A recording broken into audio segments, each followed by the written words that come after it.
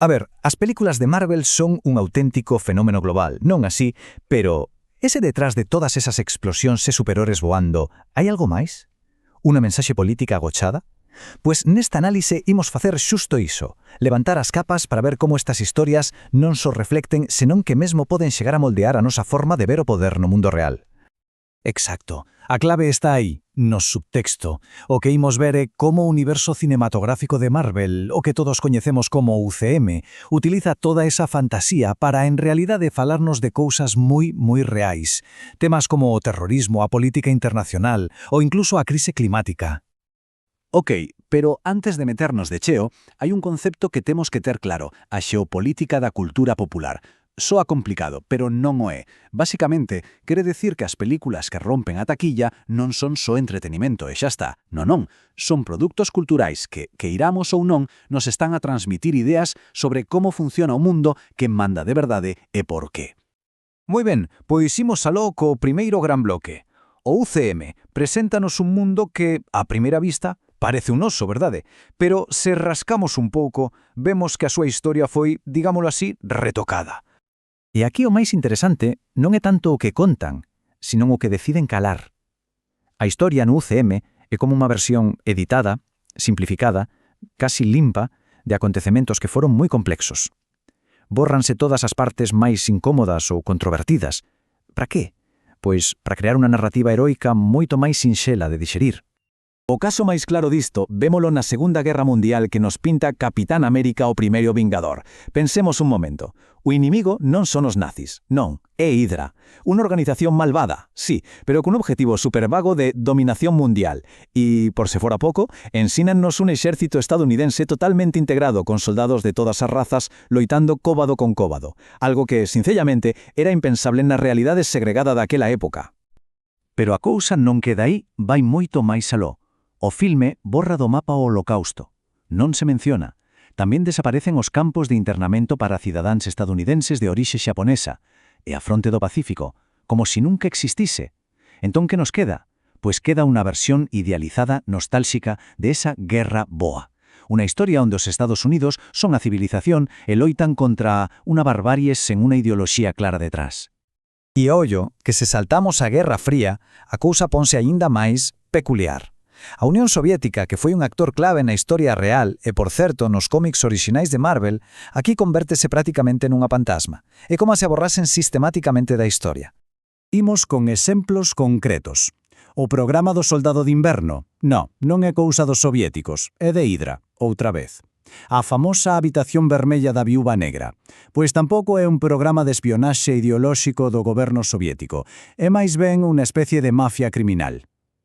O que fai o UCM é despolitizar todo o tempo as orixes soviéticas destes personaxes. As súas motivacións, pois son a vinganza persoal, a avaricia, pero nunca o comunismo. Ben, deixemos a historia reescrita e centrémonos agora no equipo estrela, os Vingadores, porque, a ver, non son só un grupiño de héroes, son, en realidade, unha metáfora bastante potente do que é o intervencionismo militar e o unilateralismo. Paremos a pensalo un segundo. Temos un grupo privado de xente con superpoderes, financiado por un multimillonario estadounidense, que se dedica a intervir onde lle parece, en calquera parte do mundo, sen ter que render contas a ninguén. Esta idea, a de actuar como a policía do planeta, é un reflexo case directo da política exterior dos Estados Unidos, sobre todo despois do 11 de setembro. Vémolos actuar en lugares ficticios como Sokovia, claro, pero tamén en países ben reais como Alemania, Corea do Sur ou Nixeria, e sempre sen ningún tipo de supervisión.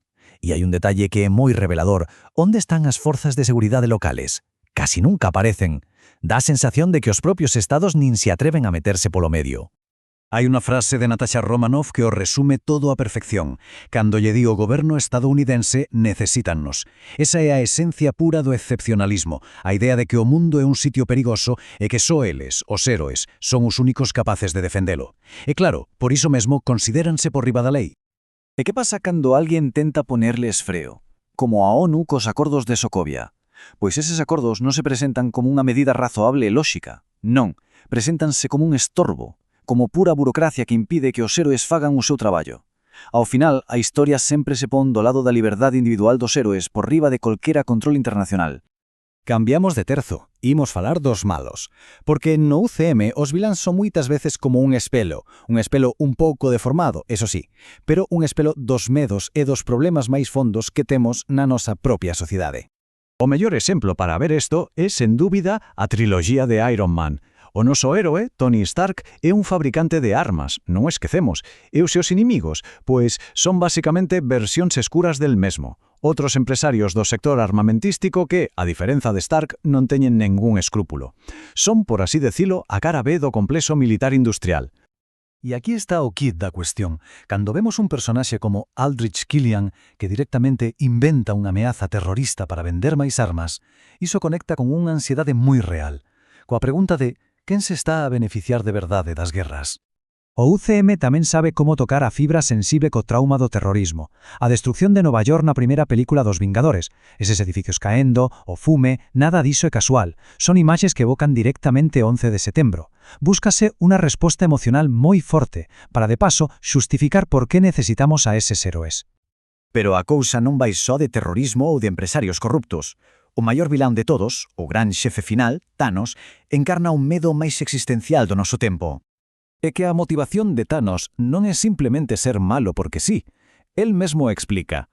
O seu planeta, Titán, colapsou. Por qué? Por sobrepoboación e escaseza de recursos. A súa solución, que é terrible, non nos enganemos, parte de unha lógica ecologista levada ao extremo máis absoluto. Hai que eliminar a metade da vida para que a outra metade poda sobrevivir.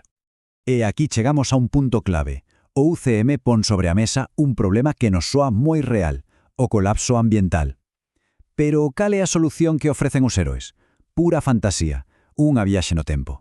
É unha saída fácil, un truco de maxia que evita ter que falar das solucións reais e complexas que unha crise como a climática necesitan no noso mundo. Entón, a modo de conclusión, que imaxe nos devolve o UCM cando se mira no espello da nosa realidade?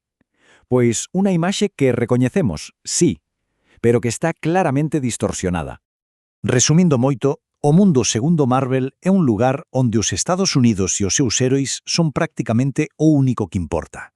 Outras grandes potencias como China ou Rusia case nin aparecen no mapa. Problemas sociais complexos como o racismo ou a desigualdade, borrados. E os famosos danos colaterais que causan os héroes. Bueno, ao final sempre se lles perdoa todo. A mensaxe de fondo, polo tanto, queda bastante clara. Estas películas son un espello dos nosos medos, sí, pero a solución que nos ofrecen é, á vez, moi reconfortante e un pouco perigosa. O que nos din é que para os problemas máis grandes e complexos non fai falta acción colectiva nin solucións políticas, só temos que esperar a que apareza un individuo excepcional para que nos salve a todos.